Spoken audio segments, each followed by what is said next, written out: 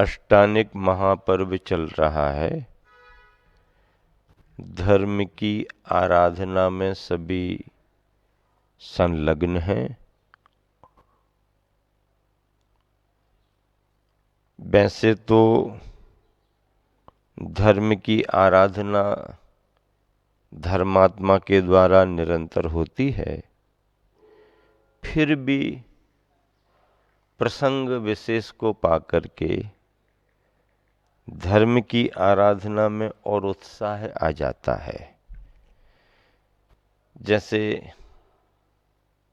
आप अपने घर पर पूजा का भाव कर रहे हो, भाव बन सकता है, लेकिन मंदिर में आप आ जाएं, जिन प्रतिमा आपके सामने आपको दिखाई दे, तो आपके पूजा के भावों में उत्साह आ जाता है। आप स्वाध्याय कर रहे हो और अगर कोई मुनि महाराज के पास बैठ करके स्वाध्याय कर लो, तो भावों में और विशुद्धि आ जाती है। द्रव्य क्षेत्र काल का प्रभाव तो सभी पर पड़ता ही है। तो इस तरह ये अष्टानिक महापर्व है और फिर फाल्गुन का अष्टानिक पर्व है। फाल्गुन पूर्ण हो रहा है। इंद्रादिगण जो नंदीश्वर द्वीप गए थे, उनकी अब वापसी का समय है। अब शिखर जी वगैरह जाते हैं, कुंडलपुर जाते हैं, तो जाने का समय भी आपका निश्चित रहता है और लौट करके वापस आने का भी समय आप निश्चित कर लेते हैं। क्यों? क्योंकि समय उतना ही है। स्वर्गों में इंद्रादिकों का जीवन कितना व्यस्त और भोगमय है। वो कैसे भक्ति भाव कर लेते होंगे, जबकि मूल शरीर उनका अपनी उपाध्यशय्या पर ही रहता है। उनकी भोग बाधाओं में जरा भी व्यवधान नहीं आता है। वो नियम संयम का संकल्प लेकर के अपने किसी कार्य में रुकावट नहीं कर सकते हैं। समय आने पर अमृत उनको लेना ही पड़ता है। समय आने पर श्वास वो लेते ही हैं। मतलब समय के पहले भी उनको जरूरत नहीं, और समय आ गया तो अब उनको प्रतीक्षा करने की भी जरूरत नहीं। ऐसे इंद्रादिगण अपने अपने विमान छोड़ करके, अपने अपने वाहनों पर आरूढ़ होकर के, दिव्य दिव्य सामग्री लेकर के, देवोपुनीत सामग्री लेकर के 8वें द्वीप नंदीश्वर द्वीप में जाते हैं और ठाट बाट से वहाँ पर स्थित अकृत्रिम जिन बिंबों की पूजा करते हैं। जिन बिंबों का वर्णन इतना मनोहारी है, इतना आह्लादकारी है, इतना आनंदकारी है कि जब प्रतिमाओं का वर्णन सुनते हैं तो मन उल्लसित होता है। ऐसे ऐसे जिन बिंब, 500 धनुष के जिन बिंब, 500 धनुष, पद्मासन, ध्यान की मुद्रा, ध्यान की मुद्रा, अकृत्रिम जिन बिंब हैं, वीतरागता के बिंब हैं, ऐसे जिन बिंबों की पूजन करता है, उनका अभिषेक करता है।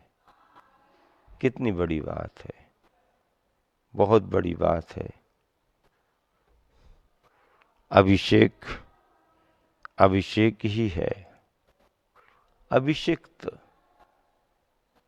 सिख से नख तक सिरोभाग से चरण भाग तक जल की धारा अभिषिक्त करती है। अभिषेक है, ये जिन बिंबों का अभिषेक है, जिनाभिषेक है, अरहंताभिषेक है। बहुत बड़ी बात है। इंद्रादिगण करते हैं। और ये भी लिखा गया है कि इस अभिषेक को देखने के लिए शेष जो खड़े रहते हैं, अभिषेक परीक्षणिका, अभिषेक देखने के लिए जो खड़े उनका स्थान सुनिश्चित है। इंद्रानियां हर्षित होती हैं, देवियां खुश होती हैं, तालियां बजाती हैं, अभिषेक करने वालों की अनुमोदना करती हैं और अनुमोदना से साथी से पुण्य का आश्रय करती हैं, पुण्य का बंध करती हैं, अशुभ कर्मों को क्षय करती हैं। ये बात है। तो ऐसे अष्टानिक महापर्व में इंद्रादिगण दिव्य दिव्य दिव्य दिव्य दिव्य दिव्य सामग्री लेकर के नंदीश्वर द्वीप में पूजा करते हैं। एक एक दिशा में 3-3 घंटे खड़े होकर के पूजा करते हैं। पूरब में 3 घंटे, घूम करके दक्षिण में 3 घंटे, घूम करके पश्चिम में 3 घंटे, घूम करके उत्तर में 3 घंटे। इस तरह से 3-3 घंटे अर्थात 8 याम। और रात का वहाँ भेद नहीं है, सो पुनः 3-3 घंटे। 8 दिन तक अष्टानिका के 8 दिनों में इंद्रादिगण ठाट बाट से पूजा करते हैं। कितना आनंद आता होगा उनको सुन करके, पढ़ करके। हम सभी इतने हर्षित होते हैं। रायपुर महानगर में अष्टानिका पर्व में कॉलोनी कॉलोनी भ्रमण चल रहा है और ये मंदिर परिसर रायपुर महानगर का फाफाडीह कहलाता है। गुरुवर आचार्य श्री सन 1984 में यहाँ आए थे। समय शिखर की वंदना करके ईसरी चातुर्मास हुआ और ईसरी चातुर्मास के बाद कलकत्ता उदयगिरी खंडगिरी विहार करते हुए फिर राज्यम से रायपुर आए थे, फाफाडीह में रुके थे। मैं उस समय नवदीक्षित मुनि था, मैं भी गुरुवर के साथ था। तब के रायपुर में और आज के रायपुर में बड़ा फर्क है।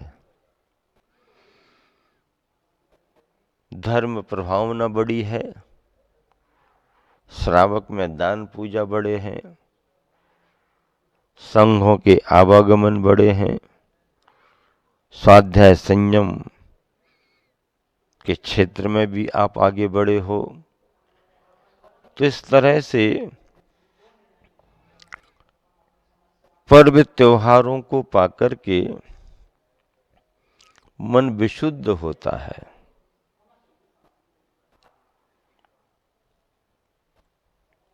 देव शास्त्र गुरु का सानिध्य और पर्व त्योहार विशेष आ जाएं तो फिर तो मणि कांचन योग, सोने में सुगंध। अब देखो, अब ये महीना फाल्गुन का तो निकल गया, होली हो गई। होली के रंग भी आंख पर पड़ गए, जिसको जितने रंग पड़ना थे पड़ गए। अब रंग से आप बदरंग हो गए। अब बदरंग से अपने रंग में आने के लिए, अंतरंग में आने के लिए आपको बहुत मशक्कत करना पड़ेगी। बाहर के चढ़े हुए रंग हमारे अंतरंग को बाधित करते हैं। क्या कह रहा हूं? बाहर से चढ़े हुए ये रंग हमारे अंतरंग को बाधित करते हैं। अपना स्वरूप पाने के लिए रंग से बचना पड़ेगा और तरंग से भी बचना पड़ेगा। पानी के अंदर क्या पड़ा हुआ है, पानी के अंदर क्या कहाँ पर है, ये जानने के लिए दो बातों पर ध्यान देना जरूरी है। पानी साफ सुथरा हो। साफ सुथरे का मतलब बारिश हुई है, नदी में बहाव बड़ा है, तो नदी का पानी मटमैला हो जाता है। सब तरफ से पानी बह बह करके आता है, मिट्टी बह बह करके आती है। पानी का रंग कैसा हो जाता? पानी मटमैला हो जाता है।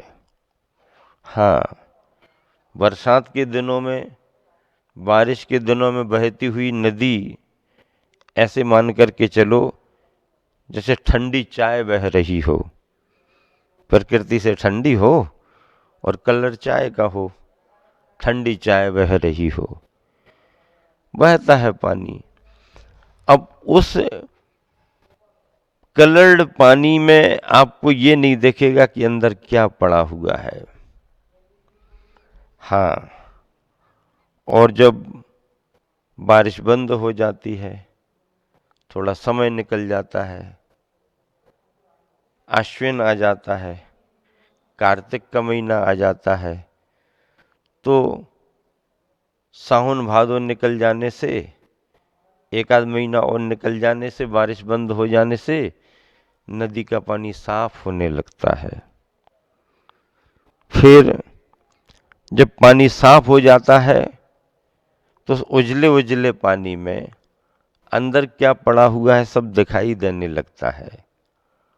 1-2 फीट पानी हो तो अंदर क्या पड़ा हुआ है सब दिखने लगता है। अभी विहार करते हुए हम लोग आ रहे थे रायपुर महानगर के लिए, तो उसके पहले एक जगह पर रुकाया गया। वो जगह गार्डन जैसी थी, फैमिलियां घूमने के हिसाब से आती होंगी। जन बंधु की थी, उसने वहां रुकवा दिया। अंदर जाके देखा पानी भरा हुआ है,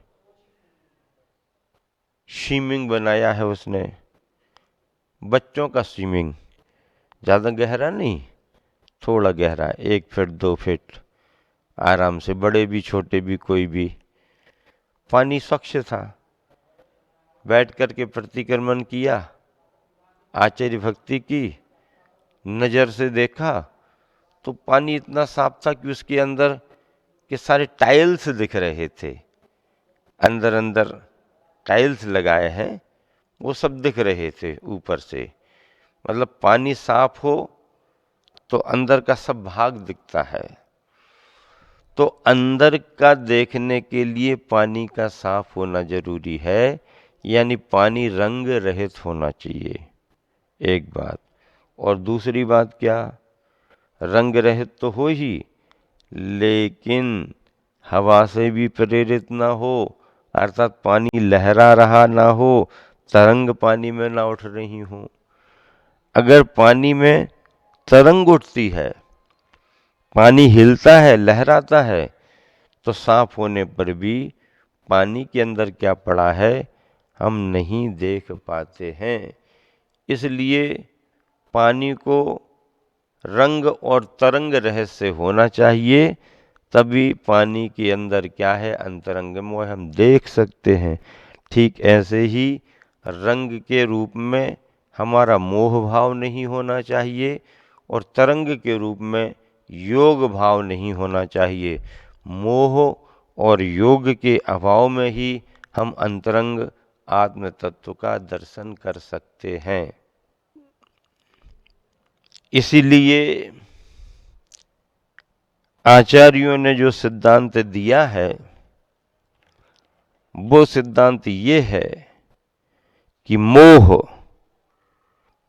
यानी अंतरंग में कसाय का भाव, दर्शन मोहिनी, चारित्र मोहिनी, ये कसाय के भाव हैं। ये कसाय के भाव हमारे स्वरूप में बाधक हैं, स्वरूप की पहचान करने में बाधक हैं और स्वरूप को उपलब्ध करने में बाधक हैं। ये कसाय के भाव हैं। और योग मतलब मन वचन काय की चेष्टा, मन वचन काय की चेष्टा। तो जहाँ पर मन वचन काय की चेष्टा यानी प्रवृत्ति हो रही है वो योग है, वो योग भी बाधक है और कसाय का भाव मोह भी बाधक है। मोह और योग के अभाव में ही, क्या? मोह और योग के अभाव में ही, अर्थात रंग और तरंग के अभाव में ही अंतरंग का दर्शन होता है। पानी के अंदर कहाँ कहाँ क्या क्या पड़ा हुआ है, जब पानी का रंग निकल जाएगा और पानी की तरंगें शांत हो जाएंगी तो पानी के अंदर अंतरंग में क्या क्या पड़ा है अपने आप दिखने लगता है। ठीक ऐसे ही हमारे मोह के भाव का अभाव हो जाए, मोह क्षयाज, मोह का क्षय हो जाए और योग भी हमारा शांत हो जाए, योग भी हमारा समाप्त हो जाए, तो मोह और योग के अभाव में उस सिद्धत्व का अनुभव होगा, उस शुद्ध तत्व का अनुभव होगा। साक्षात हम सिद्ध परमात्मा का अनुभव, क्या? हम स्वयं सिद्ध परमात्मा बन जाएंगे।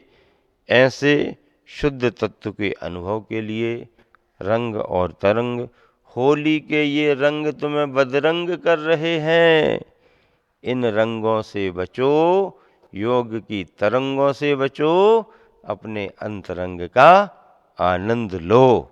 यही आप सबके लिए आज के प्रवचन का सार है।